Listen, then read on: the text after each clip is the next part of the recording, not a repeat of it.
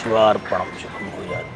గజాననం భూతగణాధిసేవితం కపిత్థజంబూఫలసారభక్షణం ఉమాసుతం శోకవినాశకారణం నమామి విఘ్నేశ్వరపాదపంకజం. శరణం కరవాణి శర్మదం తే చరణం వాణి చరాచరోపజీవ్యం. కరుణామసృణైః కటాక్షపాతైః కురు మామంబ కృతార్థసార్థవాహం. వందే గురుపదద్వంద్వమవాంగ్మానసగోచరం రక్తశుక్లప్రభామిశ్రమతర్క్యం త్రైపురం మహః. శ్రీకళ్యాణగుణావహం రిపుహరం దుస్వప్నదోషావహం. గంగాస్నానవిశేషపుణ్యఫలదం గోదానతుల్యం నృణాం. ఆయుర్వృద్ధిదముత్తమం శుభకరం సంతానసంపత్ప్రదం. నానాకర్మసు సాధనం సముచితం పంచాంగమాకర్ణ్యతాం. సభాయే నమః. ముందుగా భారతీయ విద్యా భవన్స్ మరియు ఆనంద ఫౌండేషన్ వారి యొక్క ఆధ్వర్యంలో నేటి ఉగాది మహోత్సవాన్ని, నూతన వర్షారంభ మహోత్సవాన్ని చేపట్టినటువంటి వారికి, ఆహుతులైనటువంటి పెద్దలకు, సభలు అలంకరించినటువంటి భీమవరం పట్టణంలో అత్యంత ప్రముఖులైనటువంటి అందరికీ కూడా నూతన ఉగాది శుభాకాంక్షలు తెలుపుడు చేస్తూ, ఈ సంవత్సరం మనందరం కూడా ఈ విశేషమైనటువంటి విశ్వావసునామ సంవత్సరాన్ని గూర్చి పంచాంగ శ్రవణం చేయడానికి, అలాగనే ఇక్కడ చేపట్టినటువంటి వైజ్ఞానికమైనటువంటి కార్యక్రమాన్ని కూడా చూడడానికి ఇక్కడ వచ్చాం. సహజంగా మనకి భారతీయ సంప్రదాయంలో పండుగలు అనగానే మనకి గుర్తొచ్చేటువంటిది ఉగాది పండుగ. వర్షారంభం అంటే ఉగాది, యుగాది అనే పేర్లతో చెప్పబడేటువంటి 60 సంవత్సరాలు ప్రభవాది షష్ఠి సంవత్సరాణం మధ్య అని, ప్రభవ ఇత్యాదిగా ఉన్నటువంటి 60 సంవత్సరాలలో ప్రతి సంవత్సరం మనం ఉగాది పండుగ చేసుకుంటాం. అలాంటి సంవత్సరాది పండుగల్లో ఈనాటి పండుగ శ్రీ విశ్వావసునామ సంవత్సరం.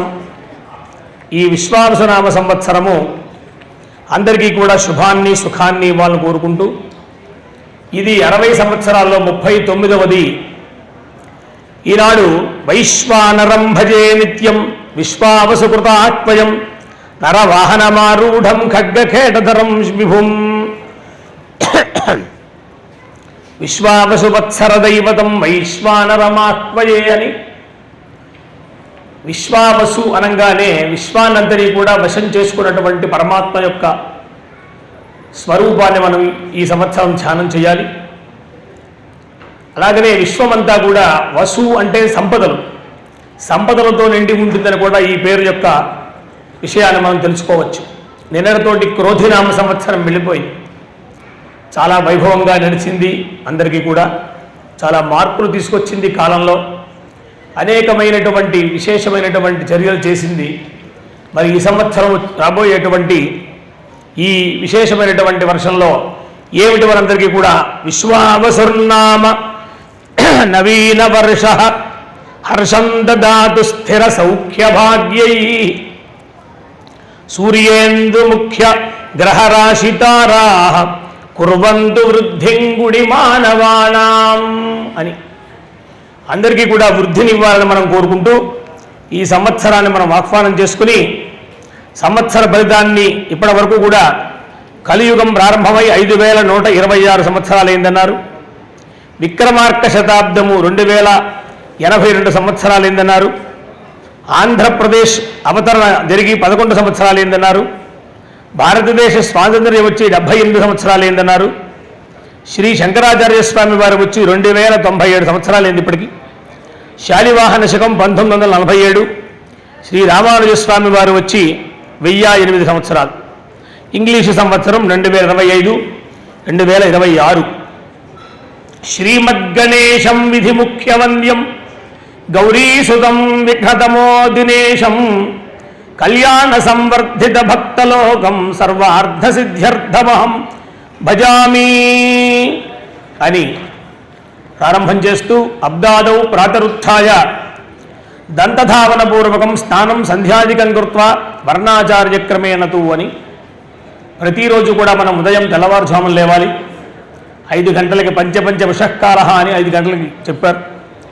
రోజు ఎలా ఉన్నప్పటికీ ఇవాళ రోజున తప్పకుండా సూర్యోదయాన్ని చూసే విధంగా లేచి బంధువులతో కూడినటువంటి వారై చక్కగా మంగళ స్నానాలు చేసి వారి యొక్క వర్ణాచారక్రమంగా ఏర్పాట్లన్నీ కూడా చేసుకుని మిత్ర సంయుక్త వస్త్రాభరణై అలంకృత్య మంచి నూతన వస్త్రాలు ఆభరణాలు ధరించి ఇంట్లో పూజా మందిరాన్ని చక్కగా శుద్ధి చేసుకుని గడపలకి పసుపు రాసి బొట్లు పెట్టుకొని తోరణాలు కట్టుకొని విశేషించి ఈ రోజున మనందరికీ కూడా విశేషమైనటువంటి యద్వర్షౌ ఆదౌ నింబ కుసుమ శర్కరామ్లఘృతైర్యుతం భక్షితం పూర్వయామే స్యాత్ తద్వర్షం సౌఖ్యదాయకం అని సంతోషకరమైనటువంటి మనస్సుతోటి ఆనందకరమైనటువంటి మనస్సుతో ఇంట్లో ఉండేటువంటి పెద్దల్ని వృద్ధుల్ని గురువుల్ని గోవుల్ని నమస్కరించి దేవతలకి నమస్కరించి పంచాంగాన్ని పురస్సరంగా పెట్టుకొని దేవాలయంలో కానీ ఇట్లాంటి విశేషమైనటువంటి వేదికల్లో కానీ వినాలి.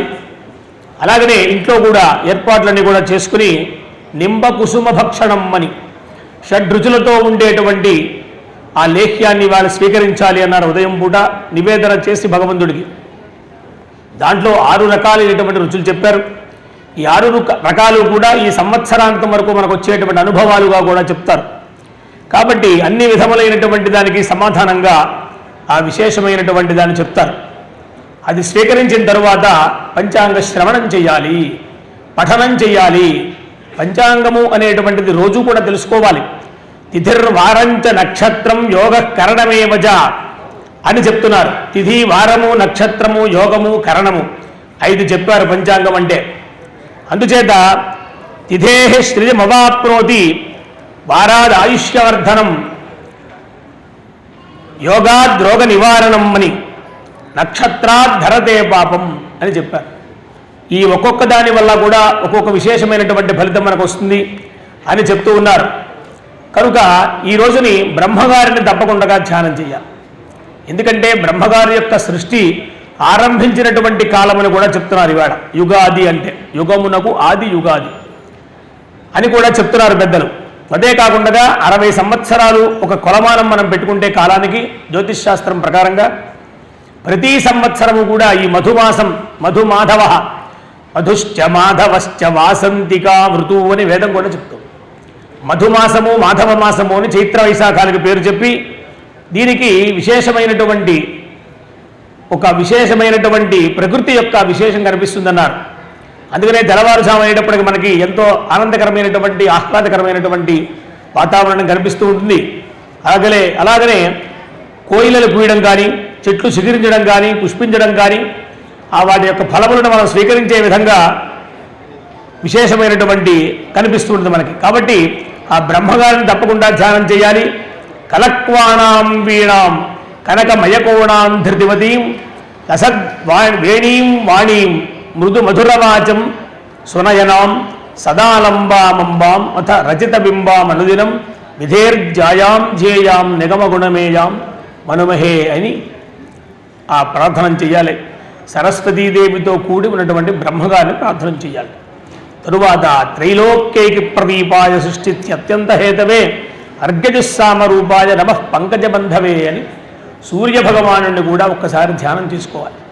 విశేషించి ఇవాళ భానువారం, ఆదివారం రోజు కూడా మనం తెల్లవారుజామున లేచిన తర్వాత స్థానధ్యానాలు అయిన తర్వాత సూర్యుడిని కూడా నమస్కరించమంటారు శాస్త్రంలో. ఇవాళ వైద్యులు కూడా చెప్తున్నారు, పొద్దున్నే సూర్యుడిని వచ్చేటువంటి ఎండ అందరికీ ఆరోగ్యప్రదం అని చెప్తున్నారు. పూర్వం మన పెద్దలు ముందు సూర్య నమస్కారం చేసి ఒక క్షణకాలం ధ్యానం చేస్తే ఆ ఎండ మన మీద ఎలాగూ పడుతుంది. కాబట్టి అటువంటి ఆరోగ్య విషయం పూర్వమే చెప్పారు. సూర్యుడు నవగ్రహాలలో గ్రహరాజుగా చెప్పబడ్డాడు. కాబట్టి ఇంకొకటి త్రైలోక్య ప్రదీపాయ అన్నాడు. మొత్తం లోకమంతా కూడా ప్రకాశించాలి అంటే సూర్యోదయం చేతే. అలాగనే ఒక భూలోకమే కాదు అన్ని లోకాల్లో కూడా ఆయన సంచారం ఉంటుంది. కాబట్టి ఆయన్ని తప్పకుండా ధ్యానం చేయాలి అని చెప్పారు. తరువాత జ్యోతిష్శాస్త్రం మహాపుణ్యం ప్రత్యక్షమపి గోపితం చంద్రార్కౌ సాక్షిణౌ తత్ర శ్రౌత స్మార్తాది సాధకం అని. ఈ విశేషమైనటువంటి జ్యోతిష్ శాస్త్రం ఎలాగైతే మనకి వేదాంగ జ్యోతిషంగా చెప్పారు, వేద పురుషుణ్ణి మనం ధ్యానం చేస్తే వేదమే మనకి సర్వాధారం. వేద పురుషుణ్ణి ధ్యానం చేస్తే ఆ పురుషుడు ఎలా ఉంటాడు అంటే 6 అంగములతో ఉన్నారు అన్నారు, షడంగాలు చెప్పారు. శిక్షా వ్యాకరణం ఛందో జ్యోతిషం కల్పమేవచ అని అందులో జ్యోతిషం కూడా చెప్పారు. కాబట్టి మహాపుణ్యమైనటువంటిది జ్యోతిష్ శాస్త్రము అని చెప్పారు. జ్యోతిష్ శాస్త్రం యొక్క లెక్క ప్రకారమే గణితం చేస్తారు. చాంద్రమానము సౌరమానం అని 2 విధాలుగా చెప్పారు. మనమందరం కూడా చాంద్రమాన సిద్ధాంతం ప్రకారమే చేస్తాం. కాబట్టి మనందరం కూడా సంకల్పం చేసేటప్పుడు కూడా స్వస్తి శ్రీ చాంద్రమాన శ్రీ అని ప్రారంభిస్తాం. కాబట్టి అటువంటి చాంద్రమానం ప్రకారంగా మనం ప్రస్తుతం ఈ పంచాంగాన్ని చూస్తూ ఉన్నాము. తిరుమల తిరుపతి దేవస్థానం ఆస్థాన సిద్ధాంతులు రేలంగి వాస్తవమైనటువంటి వారు ఈ యొక్క పంచాంగాన్ని చేసి ఉన్నారన్నమాట, తంగిరాల వారు. కాబట్టి అలాంటి పంచాంగానికి ఎవరయ్యా సాక్షి అంటే చంద్రార్కవు సాక్షిణవు, సూర్యుడు చంద్రుడు ఇక్కడ సాక్షి అని చెప్పారు. సూర్యచంద్రులే సాక్షి మనందరికీ కూడా. కాబట్టి అలాంటి సూర్యచంద్రుల యొక్క అనుగ్రహాన్ని మనం పొందడం కోసమని ఈ విషయం చెప్పారు. తరువాత అస్మిన్ దినే లోక వ్యవహారత చాంద్రమాన విషాదజం విశ్వావసనామ సంవత్సర అని చెప్పారు. ఈ చాంద్రమానం ప్రకారంగా ఈ విశ్వావసనామ సంవత్సరం ఇది అని చెప్పారు. 60 సంవత్సరాలలో 39వది అని చెప్తూ ఈ యొక్క ఇదువత్సరము ఇదావత్సరము బలివత్సరము అని కూడా చెప్తూ ఈ సంవత్సరం అంతా కూడా మధురమైనటువంటి ఆహారాన్ని భుజిస్తారు. అందరూ కూడా సద్గుణవంతులై ఉంటారు. కళత్ర సంతానాన్ని పొందుతారు. అలావిధంగా వాక్ సౌశీల్యత కలిగి ఉంటారు అని చెప్పారు. విశ్వావసు సంవత్సరాధిపతి రాహువు అని చెప్పారు. ఎందుకంటే ఈ సంవత్సరానికి అధిపతి ఎవరయ్యా అంటే రాహువు అని చెప్పారు. తరువాత ఈ సంవత్సరంలో మనందరికీ కూడా నూతనమైనటువంటి రక్షణ వ్యవస్థ ఏర్పడుతుందన్నారు. సాయుధ సామగ్రి అంతా కూడా చక్కగా చేస్తారని చెప్పారు. కేంద్ర ప్రభుత్వం అంతా కూడా చేసేటువంటి కొన్ని నిర్ణయాల వల్ల అందరూ కూడా దాన్ని స్వాగతించి పెద్ద ఎత్తున ప్రమోదం వస్తుంది అన్నారు. ప్రమోదము అంటే ఆనందం వస్తుంది అన్నమాట, ప్రమాదము కాదు, ప్రమోదం. ప్రమోదం అంటే ఆనందం. అంటే వారు తీసుకునేటువంటి నిర్ణయాల వల్ల లోకంలో ఉండేటువంటి మనందరం ఈ ప్రభుత్వంగా వచ్చేటువంటివి రాష్ట్రీయ ప్రభుత్వం కావచ్చు, కేంద్ర ప్రభుత్వం కావచ్చు, వారు చేసేటువంటి నిర్ణయాలు ప్రజా ఆమోదమై ఉంటాయి అని చెప్తూ ఉన్నారు. అదేవిధంగా చైత్రమాసం నుంచి కూడా చూస్తే రాజకీయంగా చిన్న చిన్న మార్పులు వస్తాయి అంటున్నారు. వైశాఖ మాసంలో కొంచెం ప్రజా సంక్షోభం అన్నారు. అదేవిధంగా మరు దేశములు అంటే ఇతర దేశాల్లో దుర్భిక్షం ఏర్పడుతుందన్నారు. అలాగనే పశ్చిమంలో ఆహార ధాన్యాలు బాగా ఉంటాయి. జ్యేష్ఠ మాసంలో రోగాలు ప్రబలుతాయన్నారు. తరువాత కార్తీక మార్గశ పుష్యమాసాల్లో సమస్తమైనటువంటి వస్తువులు కూడా ధరలు సరసంగా ఉంటాయి అన్నారు. జన్మ లగ్నాధిపతి వర్ష లగ్నాధిపతి రవి లగ్నంలో ఉచ్చస్థానంలో ఉండడం వల్ల, అష్టమ స్థానంలో జగల్లగ్నం ఉండడం వల్ల, తృతీయంలో ఉండటం వల్ల, లగ్నాధిపతి శుభగ్రహాన్ని చూడటం వల్ల కూడా ప్రజలు ఆరోగ్యం బాగానే ఉంటుంది, సాధారణ జీవస్థితి ప్రభావితమవుతుందన్నారు. తరువాత సనాతనమైనటువంటి ధర్మం పరిఢవిల్లుతుంది అని చెప్పారు. దాని యొక్క అంశాన్ని మనం చూస్తూనే ఉన్నాం ప్రస్తుతం. ఎప్పటికీ కూడా లోకంలో సనాతన ధర్మం అనేటువంటిది చాలా ప్రధానమైనటువంటి. సనాతన ధర్మం అంటే భారతీయ ధర్మం, వేద ధర్మం అన్నమాట. ఇవాళ మనందరం ఇక్కడ కూర్చున్నాము, ఒక పండుగ వాతావరణాన్ని కల్పన చేసుకుని ఇక్కడ ఆనంద వారి యొక్క ఆహ్వానం మేర మనందరినీ వారు ఒక పెండ్లి వారిలాగా, ఒక కుటుంబ సభ్యుల్లాగా ఆహ్వానం చేసి ఇంత కార్యక్రమం చేస్తున్నారు అంటే మనందరికీ ఎంతో విశేషమైనటువంటి కాలంగా చెప్పాలి.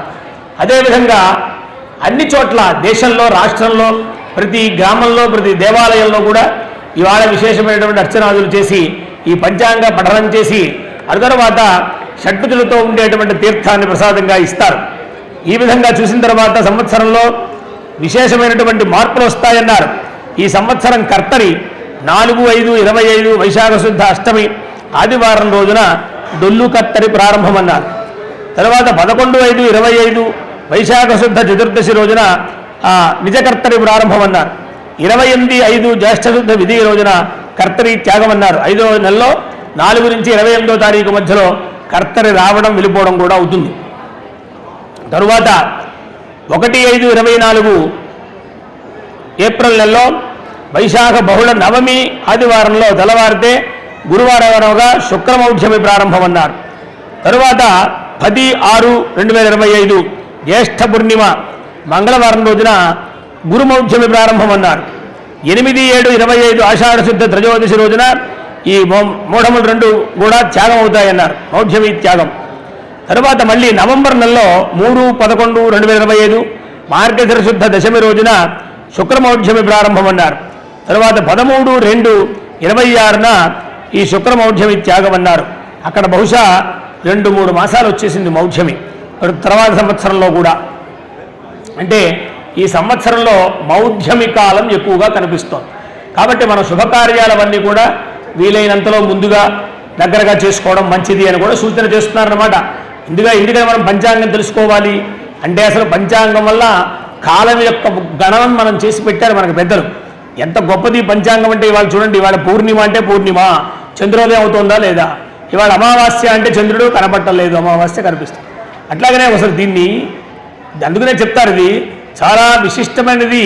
కొంతమంది దీన్ని కొట్టిపారేసే వాళ్ళు ఉంటారు లోకంలో. కానీ మన పూర్వులు మహర్షులు ఎక్కడో ఉండేటువంటి గ్రహాలు, అంతరిక్షంలో ఉండేటువంటి గ్రహాలని, ఆ రోజులో వాళ్ళకి ఎటువంటి సాధనాలు లేవు, కేవలం తపస్సు ఒకటే సాధనం వారికి. ఇవాళ ఎలా చెప్పారో అలా జరుగుతోంది ఈ శాస్త్రం ప్రకారంగా మనము. కాబట్టి మన పూర్వులు ఎంత గొప్ప వాళ్ళో దీన్ని బట్టి మనకు తెలుస్తోంది. కనుక ఈ సంవత్సరము సరస్వతీ నదీ పుష్కరాలు చెప్పారు. 15-5-25 దగ్గర నుంచి 26-5-2025 వరకు, అంటే 14వ తారీఖు వైశాఖ శుద్ధ విధియ నాడు రాత్రి 10:35 దేవగురువైనటువంటి బృహస్పతి మిథున రాశిలో ప్రవేశిస్తూ ఉన్నారు. సరస్వతీ నదికి పుష్కరాలు వస్తున్నాయన్నారు.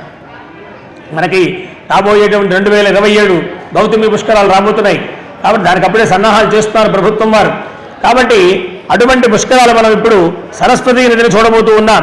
అదేవిధంగా ఈ పుష్కరాలు 12 రోజులు కూడా సరస్వతీ నదిలో సంకల్పపూర్వకంగా గంగా స్నానాలు ఆచరించడం, పితృదేవతలు తృప్తిపరచడం వంటివన్నీ కూడా చేస్తారని చెప్పారు. ఉత్తరప్రదేశ్ రాష్ట్రంలో భీంపూర్లో ఉన్నటువంటి నది సరస్వతీ నది. హరిద్వారం నుండి భీంపూర్ వెళ్ళాలి అని కూడా చెప్పారు దీంట్లో. తరువాత ఈ సంవత్సరములు 2 గ్రహణాలు చెప్పారు. 2 కూడా మనకి కనిపించవు, బాగా గుర్తుపెట్టుకోవాలి. నిన్న కాక మొన్న జరిగినటువంటి అమావాస్య రోజు కూడా ఒక గ్రహణం వెళ్ళింది, కానీ మనకెవరికి కూడా కనపడదు అని చెప్పారు శాస్త్ర మర్యాద ప్రకారంగా. ఎవరికి కనపడలేదు కూడా. అది ఏమండి ఎంత గొప్పదండి. గ్రహణం వస్తుంది, వారు కొన్ని కారణాలు చెప్పి ఇవాళ ఉదయం అయిన తర్వాత ఇంత కాలంలో గ్రహణం వస్తుందంటే సూర్యుడు కనపట్టలేదు. ఏమండి ఒకప్పుడు నా చిన్నతనంలో ఒక గ్రహణం వచ్చింది, సూర్యగ్రహణం వస్తే అది పొద్దుగుకుపోతుంది, చుక్కలు కూడా కనిపిస్తాయి. అంటే పక్షులు నిజంగా ఇంటికి వచ్చేసాయి పొద్దుగుకుపోయిందని. ఏది 11 గంటల వేళ ఉదయం. అంటే ఎంత గొప్ప శాస్త్రం అది, ఎవరు చెప్పారు, ఎలా కనిపెట్టారు, ఆ లెక్క చూడండి గొప్పది. మరి ఇవాళకి కూడా నాసా వెళ్ళేటువంటి ప్రయోగాలు చేసేటువంటి వాళ్ళు మహనీయులు ఇప్పటికి కూడా దీన్ని బట్టే మేము చూసాము, వేద గణితాన్ని బట్టే మేము నిర్ణయాలు తీసుకున్నామని చెప్తున్నారు వాళ్ళు ఇవాళ మేధావులు కూడా. అంటే మహామేధావులు కూడా ఇవాళ ఆశ్చర్యపడేటువంటి విధంగా దేశాల్లో, ఒక భారతదేశమే కాదు, అందుకనే మన పెద్దలు చెప్తున్నారు భారతదేశం ఎప్పటికైనా విశ్వగురువు అని చెప్తున్నారు. ఇవాళ నిజమే విశ్వగురువే. మిగతా దేశాల్లో కూడా ఇవాళ అందరూ యోగాభ్యాసం చేస్తున్నారు. అక్కడ కూడా వాస్తు ప్రకారంగా ఇళ్ళు కట్టుకుంటున్నారు. ఏమండి వాస్తు ఎవరు కనిపెట్టారు? మన వాళ్ళే కదా, మహర్షులు. కాబట్టి ఇలా మనం చూస్తే వైద్య శాస్త్రం కానీ, వాస్తు శాస్త్రం కానీ, జ్యోతిష్ శాస్త్రం కానీ, మీరు ఏమి చూడండి, జాతకాలు కానీ ఏమైనా సరే భారతదేశం నుంచే వాళ్ళు తెలుసుకోవాలి. ఆ విధంగా 7-9-2025 అంటే భాద్రపద పూర్ణిమ ఆదివారం రోజున సంపూర్ణ చంద్రగ్రహణం ఉన్నది, కానీ మనకు కనపడదు. అమ్మ మాట్లాడకండి దయచేసి. కాబట్టి ఆ గ్రహణం కనపడినప్పుడు దాని గురించి ఎక్కువ మాట్లాడడం అవసరం లేదేమో కూడా. పూర్వభద్ర నక్షత్రం అవి ఇవి చెప్పాల్సిన పని లేదు. తరువాత 2వ చంద్రగ్రహణం 3-3 అంటే 3వ తారీఖు 3వ నెల 2026 వచ్చే సంవత్సరం పాక్షిక చంద్రగ్రహణం అన్నారు. అతి సూక్ష్మంగా ఉంటుంది, అది కూడా మనకు కనపడదు. అది పాల్గొన పూర్ణిమ అన్నారు. అంటే గడిచినటువంటి పూర్ణిమ, పాల్గొన పూర్ణిమ అంటే సంవత్సరం తర్వాత. ఆ 2 కూడా మనకు కనపడవు. 2 చంద్రగ్రహణాలే, 2 కూడా మనకి కనపట్టలేదు.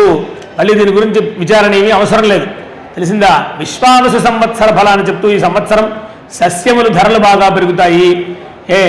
తరువాత చోరుల చేత పీడింపబడతారు, దొంగతనాలు పెరుగుతాయని చెప్పారండి, జాగ్రత్త వహించాలి.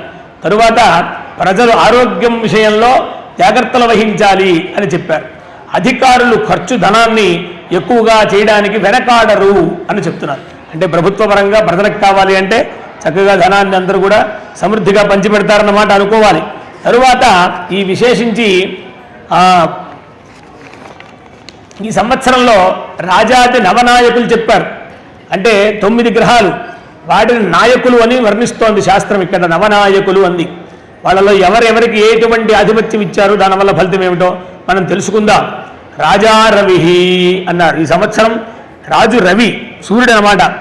దానివల్ల ఏమిటి విషయం అంటే అల్పవృష్టి ఏమండి, తరువాత పాలకులకి పరస్పర విరోధం, తరువాత జనులకు మనస్తాపం, తరువాత కొన్ని ప్రదేశాల్లో అక్కడక్కడ వర్షాలు, రాజకీయ పరివర్తనలు చెప్పారు. మంత్రి చంద్ర, మంత్రి చంద్రుడు. ఇప్పుడు సూర్యచంద్రులే నడిపిస్తున్నారు ప్రపంచాన్ని అన్నప్పుడు, సృష్టిని అన్నప్పుడు, రవి సూర్యుడు రాజు అయినప్పుడు మంత్రి చంద్రుడైతే అందంగానే ఉంటుంది. వేరే వాళ్ళని కూర్చోబెడితే కష్టం, కానీ వాళ్ళిద్దరూ కావలసిన వాళ్ళే కదా సూర్యచంద్రులు ఇద్దరు కూడా. సూర్య చంద్ర ఉచ నేత్రే అంటారు. భగవంతుడికి 3 కళ్ళు వర్ణిస్తూ చంద్ర అర్క వైశ్వానర రోచనాయ అని వర్ణించారు. ఈశ్వరుడు ఎక్కడో లేడయ్యా, ఎక్కడో కైలాసంలో ఉన్నాడు. ఎక్కడో ఉన్నాడంటే మనకి అందుబాటులో ఉండనుకుంటారేమో. ఆయన 3 కళ్ళు కూడా సూర్యుడు, చంద్రుడు, అగ్ని, ఈ 3 ఎప్పుడు మనతోనే ఉంటున్నాయి, సృష్టితో సంబంధంగా ఉన్నాయి కదా. కాబట్టి ఈశ్వరుడు ఎక్కడో లేడు, మన దగ్గరే ఉన్నాడు అని చెప్తారు. ఆ విధంగా మంత్రి చంద్ర అన్నాడు. చంద్రుడు మంత్రి అవ్వడం వల్ల ప్రజాభ్యుదయము, రాజకీయ అభ్యుదయము, రాజులకు అభివృద్ధి, సువృష్టి ఉండును, పంటలు బాగా పండుతాయి అన్నారు. ఎందుకని పంటలకు అధిపతి కూడా చంద్రుడే. ఓషధీనాం పతయే నమః అంటారు. ఓషధులు, మనం తినేటువంటి ఆహార ధాన్యాలు కానీ, మనం స్వీకరించేటువంటి ఔషధాలు కానీ, వీటన్నిటికీ కూడా ఎవరయ్యా రాజు అంటే చంద్రుడే. ఎప్పుడు ఆయనే ఓషధులకు అధిపతి ఆయన. కాబట్టి ఆయనకే రాజు మంత్రిత్వం ఇచ్చారు. సంతోషం కదా. ఎవరు ఎవరు దేంట్లో ఎక్స్పర్టో వాడికి ఆ స్థానం ఇచ్చామనుకోండి, ఇంకా అందంగా ఉంటుంది పరిపాలన, అంతే కదా. కాబట్టి ఆ విధంగా చెప్పారు. తర్వాత సేనాధిపతి రవి, అమ్మా సేనాధిపతి రవి, సైన్యాధిపతి రవిట. అప్పుడు రెండోది కూడా ఇచ్చారు రవికి, సైన్యాధిపత్యం కూడా ఇచ్చారు. దానివల్ల రాజులకు అన్యోన్య యుద్ధాలు, ప్రపంచ దేశాలు అన్యోన్యంగా ఉండడానికి తక్కువ సమయం అన్నారు. ఏదో ప్రయత్నాలు చేస్తున్నారు మన వాళ్ళు, చూస్తున్నాం కదా మనం అన్నీ కూడా. ఎవరెవరితో ఎలా ఉంటున్నారో, ఎవరు పై వాళ్ళు మనం ఎలా చూస్తున్నారో, భారతదేశం మీద ఎలా పొంచి ఉన్నారో, ఇవన్నీ మనకు కనిపిస్తున్నాయి. ఇది సత్యం, బాగా గుర్తుపెట్టుకోవాలి మనం. ఎందుకు ఇంతమంది వీరందరూ మేధావులే, ఇదేమి చిలక జోస్యం కాదు, చెప్తే వినడం కోసం వచ్చినట్లుగా. కాబట్టి ఇది శాస్త్రం, ఇది శాస్త్రం మనం నమ్ముతున్నాం, నమ్మాం, జరుగుతోంది. గత పంచాంగం మనం తీస్తే ఆ పంచాంగంలో కొన్ని సన్నివేశాలు మనం చూస్తే ప్రపంచంలో జరిగి తీరినాయి అవన్నీ కూడా. ఎంత గొప్ప విషయం. కాబట్టి ఇది కూడా చెప్తున్నారు. అన్యోన్యత తక్కువగా ఉంటుందన్న చెప్పారు. తరువాత అల్పవృష్టి ఉంటుందయ్యా, ఎర్రని ధాన్యాలు, ఎర్రని భూములు బాగా పండుతాయి అని చెప్పారు. అది కూడా చెప్పారు. రైతులకు కూడా ఉపకారం ఉంది. ఎందుకంటే వాళ్ళు ఏవో వేసేస్తే కుదరదు కదా, ఏమి పండుతాయో కూడా వాళ్ళు చెప్తున్నారు అట్లా. తరువాత అర్ఘాధిపతి రవి, అప్పుడే మూడోది అర్ఘాధిపత్యం కూడా ఇచ్చారు రవికి. అంటే రవికి ఎంత గొప్పదనం ఇంకోటి కూడా ఉంది ఆయనకి. కాబట్టి వర్షధాన్యాలు అవన్నీ కూడా హెచ్చుగా ఉంటాయి. ప్రజలకి చక్కటి ధనధాన్యాలు బాగా సమకూరుస్తాడు. రాజకీయ ఒడిదుడుకులు ఉన్నప్పటికీ కూడా అది సామాన్యంగానే ఉంటుంది.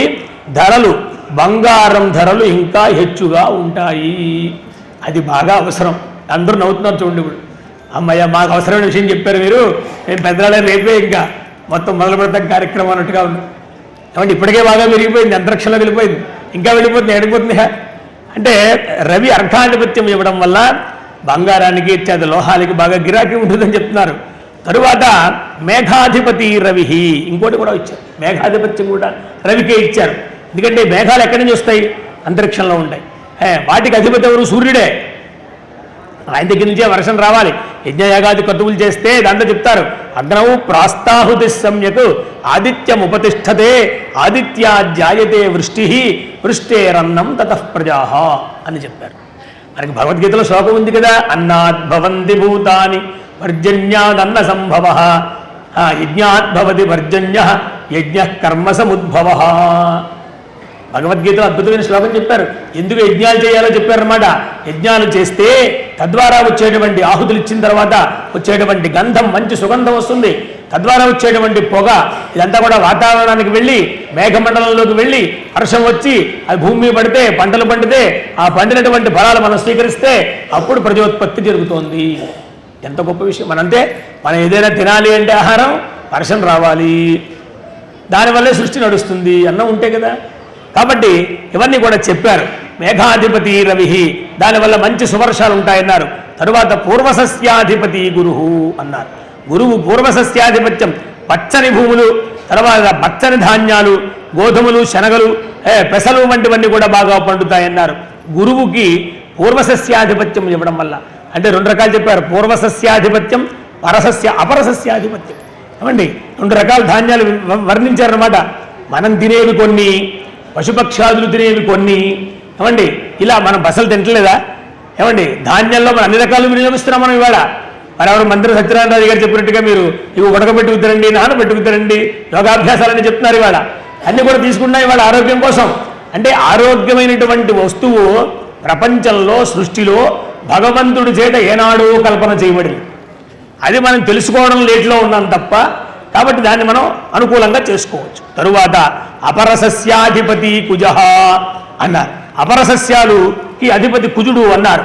కుజుడు వల్ల తెల తైలాదులన్నీ కూడా సమృద్ధిగా ఉంటాయి, మంచి ధాన్యాలు పండుతాయి, పంచదార, బెల్లం, నెయ్యి వంటివన్నీ కూడా గిరాకీగా ఉంటాయన్నారు. తరువాత రసాధిపతి శని, రసములకు అధిపతి శని. అంటే ఇవేమిటంటారు, ఇవి లోహాలు, ఇనుము ఇత్యాది లోహాలు ఉన్నాయి, వాటన్నిటికీ కూడా అధిపతి శని, అవి కూడా చాలా ఎక్కువగా ఉంటాయన్నారు ధరలు. తర్వాత నీరసాధిపతి బుధ, నీరసములకు అధిపతి బుధుడు. నీరసములు అంటే మనకొచ్చే నీరసం కాదు, రసము లేనివి నీరసములు. అంటే ఏమిటిట, చిత్ర వస్తువులు, అద్దక వస్తువులు, శంఖములు, చందనము, సుగంధ ద్రవ్యాలు అవన్నీ కూడా తగ్గి నిలబాటుగా ఉంటాయి అని వర్ణించారు. ఈ ప్రకారంగా నవనాయకుల యొక్క విశేషాన్ని మనం గమనించాం.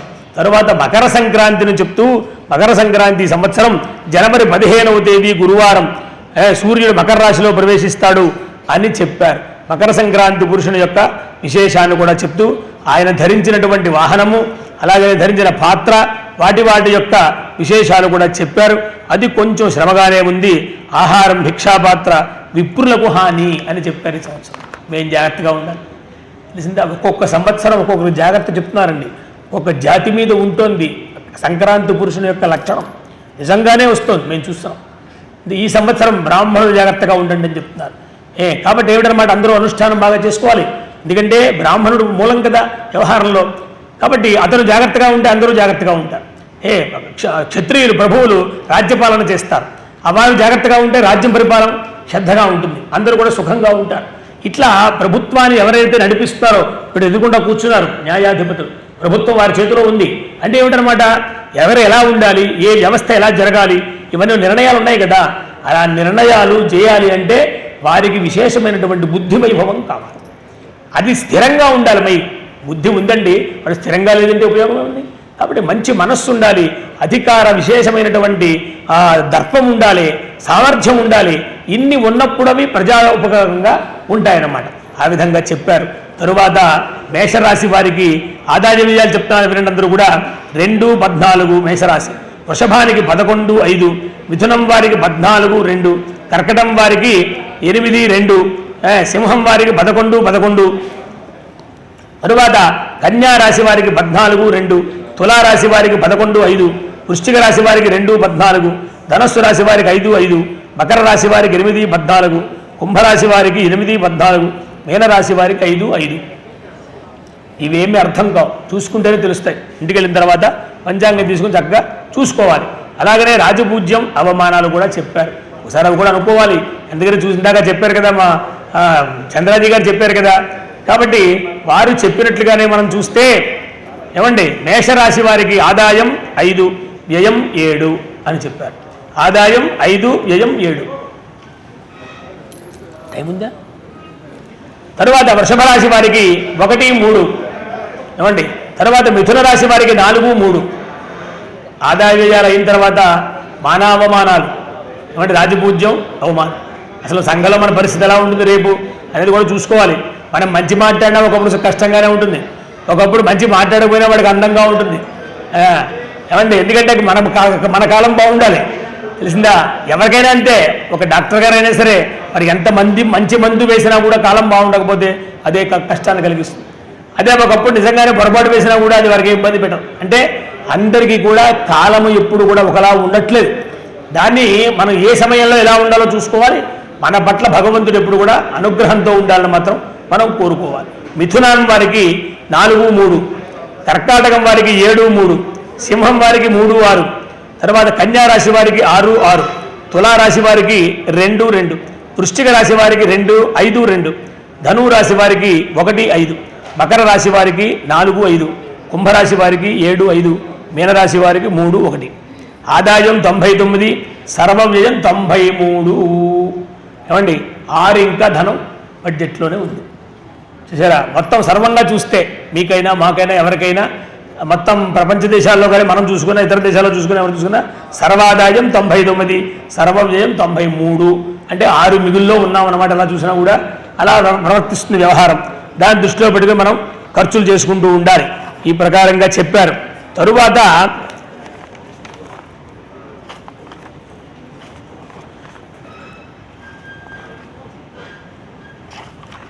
ఈ సంవత్సరం యొక్క దీన్ని మనం తెలుసుకుని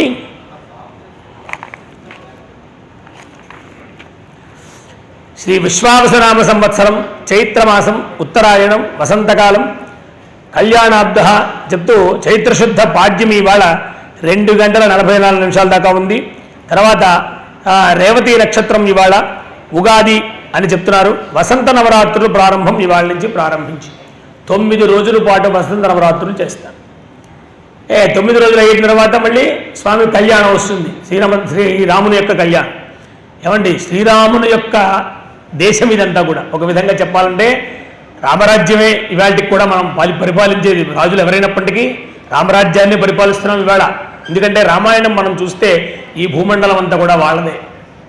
కృతేత్ నరసింహశ్చ త్రేతాయాం రఘునందన బాబరే వాసుదేవశ్చ కలౌ వెంకటనాయక అని ఒకే పరమాత్మ యుగభేదం చేత, పేరు భేదం చేత తన స్వరూపాన్ని మారుస్తూ అందరినీ సంరక్షిస్తున్నాడు. ఇప్పుడు కలియుగంలో మనం ఉన్నాం. ఎవరయ్యా అంటే కలవు వెంకటనాయక. ఎక్కడికి పోలేదు స్వామి. అమ్మవారితో కూడా ఇవాళ విశ్వావసు అంటే విశ్వాన్ని వశం చేసుకున్నటువంటి వాడు ఎవరు? పరమాత్మ. ఎవరి చేతిలో ఉందండి ఇవాళ భూమండలం అంతా? అఖిలాండ కోటి బ్రహ్మాండ నాయకుడు అని చెప్తుంటాం కదా. అంటే మనది ఏమైనా ఉందా ఇక్కడ? మన అధికారం ఏమైనా ఉందా?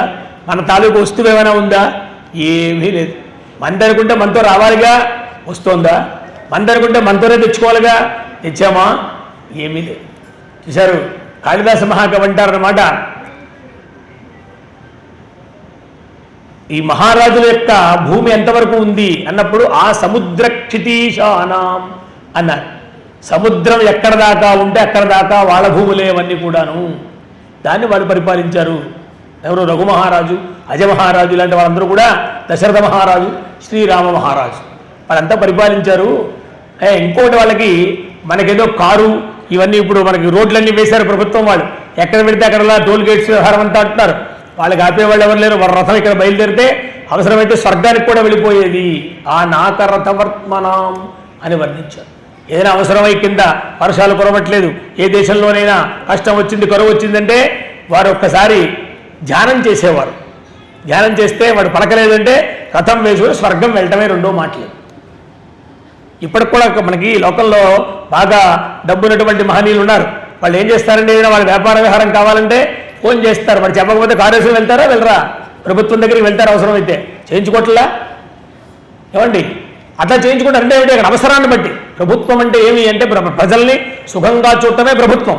దానికోసమే ఏర్పడింది అది. ప్రజలందరూ ఎందుకు ఎంచుకున్నారు? ధర్మంగా పరిపాలిస్తారని ఎంచుకున్నారు. ఆ రాముడు ఉన్న రోజుల్లో ఇలా ఉందా? పరంపరగా వచ్చేది వారి కుమారులు, తర్వాత మనుమలు. అందుకనే కదా దశరథ మహారాజు గారు బెంగ పెట్టుకున్నాడు.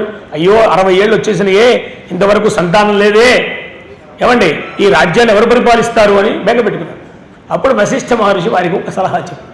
ఆ సలహా ప్రకారం చేస్తే అప్పుడు పుత్రకామేష్టి యాగం చేశారు.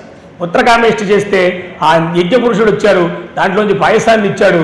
అందుకనే శ్రీరామ లక్ష్మణ అథ లక్ష్మణ శత్రుఘ్నౌ అందులో చెప్తారన్నమాట. కౌసల్యా శుశువే రామం అభిరామ గుణాకరం శ్రీరామ భక్తి భరితం భరతం కేకయాత్మజ అథ లక్ష్మణ శత్రుఘ్నౌ ప్రాసూయేతాం సుమిత్రయా. లక్ష్మణ శత్రుఘ్నులు సుమిత్రాదేవి కంది. వాళ్ళిద్దరు కమల పిల్లలు, రామలక్ష్మణుడు కాదు. కాబట్టి వాళ్ళందరూ కూడా అభివృద్ధి చెందుతున్నారు అని చెప్పారు. అప్పుడు పుట్టినటువంటి రాముడు ఎంతకాలం పరిపాలించాడండి? 10 వర్ష సహస్రాణి 10 వర్ష శతాని చ 11,000 సంవత్సరాలు భూమిని పరిపాలించాడన్నారు. అంటే ఎంతకాలం జీవించారండి? అసలు ఆ కాలంలో ఎంతకాలం జీవించేవారు? మన దగ్గరికి వచ్చేటప్పటికి వేదం శతమానం భవతి అంటే 121 అని చెప్తున్నారు. 121 ఎంతమంది ఉంటున్నారు? ఏమండి ఆయుష్కాలం తగ్గిపోలేదు. కాబట్టి అలా పరిపాలన చేసేవారు చివరికి ఎంత అద్భుతమైనటువంటి ప్రభుత్వాన్ని సృష్టించి ఇవాళ మనందరి యొక్క అదృష్టం అయోధ్య నగరంలో 5,500 సంవత్సరాలకు పూర్వం చేసినటువంటి వ్యవహారం ఈ నిన్న మొన్నటి రోజుని మళ్ళీ స్థిరపడి ఇదే వేదిక మీద అక్కడ ప్రతిష్ఠ జరుగుతూ ఉంటే ఇక్కడ ఉత్సవం చేశాం. అందరూ చప్పట్లు కొట్టండి ఒకసారి, సంతోషం. ఇక్కడ పెద్ద స్క్రీన్ పెట్టి అక్కడ ఏం జరుగుతుందో ఇక్కడి నుంచి చూసాం మనం. మా విశ్వనాథరాజు గారి ఆనంద ఫౌండేషన్ ద్వారా అలా ఎక్కడెక్కడ చేసి ఇక్కడ ప్రత్యేకంగా చేశారు. అవేళ అంటే ఏమిటి? మొత్తం దేశం అంతా కూడా ఆనందాన్ని పొందింది. ఇవాళ ప్రపంచమంతా ఆనందాన్ని పొందుతోంది. నిన్న మొన్న జరిగినటువంటి కుంభమేళ అసలు మన యొక్క సంస్కృతి ఏమిటో చెప్పింది. ఏమండి 140 సంవత్సరాలకు వస్తుందన్నారు. 140 క్రితం ఎవరున్నారో మనకు తెలియదు. ఇప్పుడున్న వాళ్ళం మళ్ళీ 140 దాకా ఉంటామా? లేదు. 12 సంవత్సరాలకి పుష్కరాలు మనకి వస్తాయి. ప్రతి నదికి, జీవనదికి, గంగాజీ తీర్థాలకి. అక్కడ కుంభమేళ అంటే త్రివేణి సంగమం, ప్రయాగరాజ్. దాంట్లో అక్కడ 141 మహాకుంభమేళ వస్తుంది. 12 ఏళ్ళకి కుంభమేళ వస్తుంది అని నేను. అసలు అంతమంది వచ్చారు యోగులు, మహర్షులు. వాళ్ళందరూ కూడా ఎక్కడుంటారో తెలియదు, ఎలా వచ్చారో తెలియదు. వాళ్ళకేమీ రవాణా సౌకర్యం కనపడలేదు. మనమంటే పోనీ రైల్లో వెళ్ళాం, లేదా కారులో వెళ్ళాం, ఫ్లైట్లో వెళ్ళాం తెలుస్తోంది. వాళ్ళు ఎలా వచ్చారు, ఎక్కడి నుంచి వచ్చారు, ఎక్కడికి వెళ్ళిపోయారు, వాళ్ళందరికీ రోజు అన్నం ఎవడు పెడుతున్నాడు? బా గొప్ప విషయం. అలాగే మన సంస్కృతి ఎప్పుడు కూడా ఎంత దాడి జరిగినా ఏం జరిగినా కూడా ఇవాళ మళ్ళీ ఒక్కొక్క మార్పే వస్తుంది. మీరందరూ చూడండి, ఈ పంచాంగంలో చెప్పిన ప్రకారంగా మనందరికీ కూడా రాబోయేటువంటి సంవత్సరం, ఈ సంవత్సరం ఇవాళ నుంచి ప్రారంభించి ఎంతో విశేషమైనటువంటి అనుగ్రహాన్ని మనం పొందబోతూ ఉన్నాము అని చెప్తారు. ఇందులో ప్రకృతి పులకించి చిగురించి రాగమిడగా కర్ణమాధురి కోయిలాల్ గానమిడగా కుసుమ పరిమళంబు మదికి కోర్కులిడగా కాలుమోపే విశ్వావసు కాశ్యపి నొగి. కాశ్యపి అంటారు ఈ భూమిని. కొత్త సంవత్సరం విశ్వావసు అనే పేరుతోటి, ఆ పేరులో ఉండే అర్థాన్ని మనం చెప్పుకున్నాం. ఆ పేరు ధరించి ఆ పరమాత్మ యొక్క అనుగ్రహం, దివ్యమైనటువంటి కాంతి భూమి మీద వేళ అడుగుపెట్టిందయ్యా. ఈ సంవత్సరం అంతా కూడా ఆనందంగా తన యొక్క వైభవాన్ని ప్రకాశింపజేసి అందరి హృదయాల్లో కూడా ఆనందాన్ని నింపి ఎవరెవరు మంగళకరమైనటువంటి కార్యక్రమాలు చేపట్టారో వాళ్ళందరికీ సౌఖ్యాన్ని ఇచ్చి అందరికీ కూడా ఆనందాన్ని, ప్రమోదాన్ని ఇచ్చుగాక అని ప్రార్థన చేస్తూ ఒక చిన్న ఆశీర్వచనం చేసి నేను ముగిస్తాను. అందరూ కూడా శ్రద్ధాళువులై నమస్కార ముద్రతో ఉండవలసిందిగా కోరుతూ ఉన్నాం. ఓం ఆజుర్దాగ్నే హవిషోజుషాణో ఘృత ప్రతీకో ఘృతయో నిరేది ఘృతం వీత్వా మధుచారు రవ్యం విదేవ పుత్రమభిరక్షదాడిమం ఇమమగ్ర ఆయుషే వర్చసే కృతి ప్రియకం రేతో వరుణ సోమరాజన్ మాదేవాస్మా అదితే శర్మ యచ్చ విశ్వే దేవా జరదశ్చర్యథా సత్. ఓం అగ్నిర్వశుచిర్భవ ఆదిత్యాయ తేజో భవ విష్ణురివ శ్రీమాన్ భవ బ్రహ్మాయురాజుర్భవ ఆయురాజుర్భవ ధాన్యం ధనం పశుం బహుపుత్రలాభం శత సంవత్సరం దీర్ఘమాయు.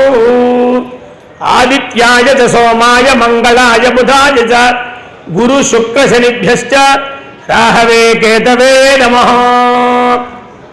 అధిదేవత ప్రత్యధిదేవత పూర్వకమైనటువంటి నవగ్రహములతో కూడి నక్షత్ర దేవతలు, గ్రహదేవతలు అందరూ కూడా పార్వతీ ఇత్యాది దేవతలతో కూడినటువంటి పరమేశ్వరుడు వంటి త్రిమూర్తి దేవతలు, సర్వదేవతల యొక్క అనుగ్రహము కూడా ఈ ఆశీనులైనటువంటి అందరికీ కూడా, అలాగనే భారతదేశంలో ఉండేటువంటి అందరికీ కూడా సుఖ సౌఖ్యాలను అనుగ్రహించుగాక. శతమానం భవతి శతాయు పురుష శతేంద్రియ ఆయుష్యేవేంద్రియే ప్రతిష్టతి. ఈరోజు శ్రీ విశ్వావసునామ సంవత్సర ఉగాది పంచాంగ శ్రవణాన్ని వినిపించినటువంటి పుణ్యమూర్తి వారికి నూతన వస్త్రాలతోటి గౌరవించుతున్నారు.